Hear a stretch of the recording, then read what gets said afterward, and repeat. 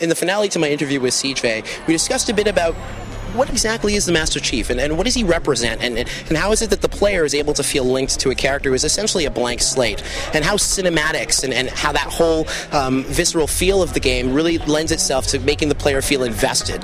So we had a lot of really interesting points to make about this. Let's have a listen. We make a lot of effort in ensuring that a cinematic begins with an action from the Master Chief, and so very rarely does the player walk into a room and a cinematic start without the player doing something to initiate that cinematic. And so when you accomplish that, and when it works well, a lot of players don't even realize that, hey, I'm in a cinematic now, because they feel like they did it themselves. They don't see a difference between the Master Chief and the cinematic and the Master Chief as themselves in gameplay. And that's when, I mean, you just get chills when you hear them talk about that. How much do you have to pay mind to the fact that your cinematics may be invasive to the gameplay experience and inadvertently chop it up? When we're writing the script on a constant daily, almost hourly basis, we're like, how can we shorten this?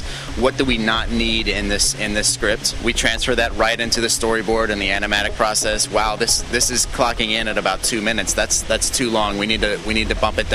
How do you keep people interested in the cinematics? I know people often have the instinct to skip cinematics. What do you do to sort of make them as compelling as they are? Pacing is extremely important in any storytelling device, but particularly games, because the pacing can change depending on how you're playing through, right? You can play through at twice the speed of me, or vice versa, and the storytelling and the pacing needs to work in both of those experiences. And a lot of that is done through our music, which is very dynamic. Never before has Bungie been able to polish the pacing and storytelling of a game like we have on Halo 3. The last 2 weeks of the project, we played through the game over and over and over again, and every time we played through it, we made a series of changes, and during those 2 weeks, the game significantly improved. I 500 or 600%.